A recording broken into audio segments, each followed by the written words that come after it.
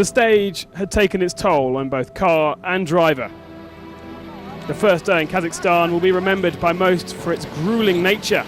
An early wake-up call, nearly 900 kilometers to cover, and fast roads requiring maximum concentration meant drivers and crew were physically exhausted come stage end. Some weren't so lucky. 5 cars entered their rally and 2 trucks. It seems some of the tougher sections of the road were just too hard, with broken axles and overheating being the main cause of retirements. All through the night, cars continued to crawl back to service.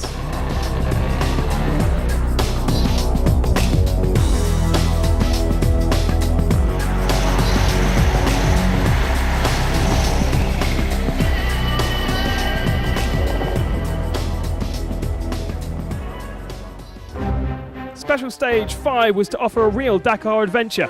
425 kilometres of competitive rallying, it would be the first opportunity for the teams to experience Kazakhstani canyons, cut out by ancient seas. Frenchman Christian Levay had run comfortably to date, but after 100 kilometres, the Team de Soudra Nissan stopped with gearbox problems.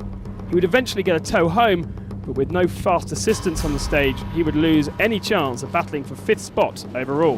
That had the opportunity to Philippe Gache, but he would go the same way, his SMG-run machine having a small engine fire after problems with his BMW power plant. Bernard Arandonnet was 5th fastest over the stage, but he could have been quicker as he sat behind the truck of Izigar Mardev for 300 kilometres. Mathis Karl is now 5th overall, but could only manage 6th over this stage, his co-driver complaining that dust in the cockpit was obscuring his view. A lot of sand today, but I enjoyed it because it's a great place to drive really fast. One time I could not find the right way and I lost between 6 and 7 minutes. Apart from this problem, it was really good for us. Benedictus Vanegas was a new man to the top 10, his Silhouette machine propelling him to 7th fastest time, which moved him to 11th overall.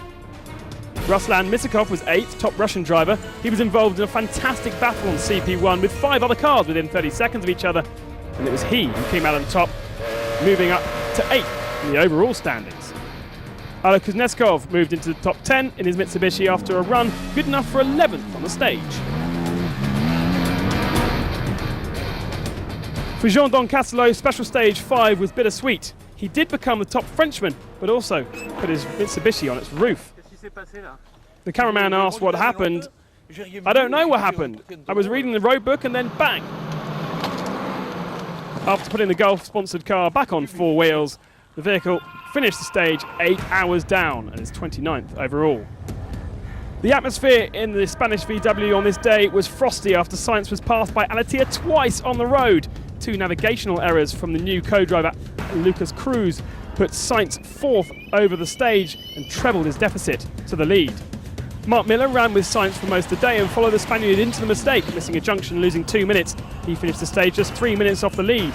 Again, Nasser Al-Attiyah needed to change a damaged wheel, but it didn't hold the Qatari back. He eventually led the Tuaregs just 7 seconds slower than stage winner, Ginier de Villiers. It was mainly due to lack of big mistakes rather than ultimate speed that the South African took victory. At least he smiled a little when he was back in the bivouac come the end of the day. Overall rankings, Alatia Sainz, Miller de Villiers as before, but Karl is now 5th, nearly 2 hours down.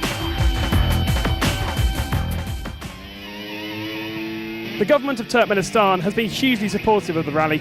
Its hospitality, impeccable. They've even entered 3 cars run by Team de Soudra and these 2 trucks run by Team Kamaz. Midway through the rally, Isaac Mamedov in the 212 lay 13th overall.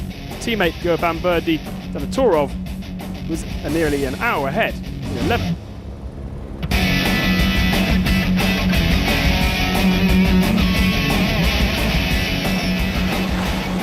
Leader of the trucks, Vladimir Chagin, suffered huge disappointment on this day. His front left hub failed on a flat-out part of the course, and he was lucky not to have a huge accident. Despite fast assistance from teammate Mardev, it cost him 3 hours to replace.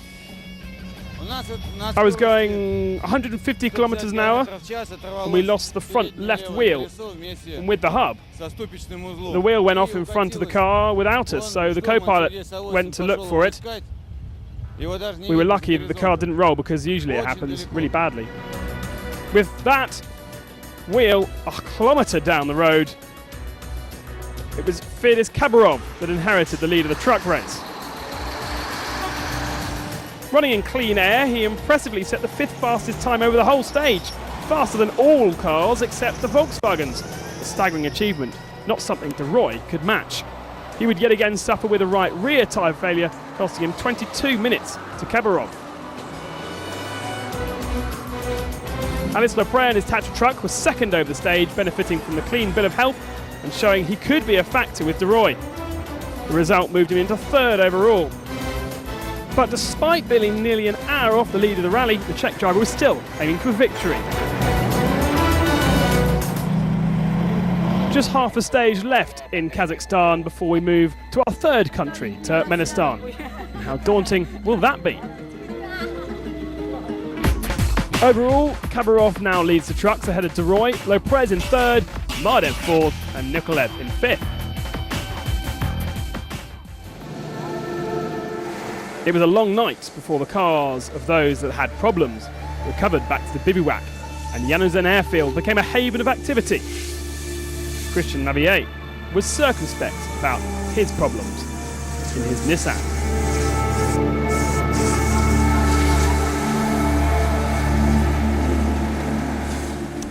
Bad day, but part of the course in a mechanical sport. While Philippe Gache, his buggy arrived on the back of a truck, the mechanics got to work to see if there was anything they could do to fix the BMW power plant and get him back into the stages. So, to special stage 6, and it was the first taste of the dunes as the route crossed the sand before heading into Turkmenistan and towards the plains of the Caspian Sea. In the morning, many had not slept as breakfast marked the start of the stage.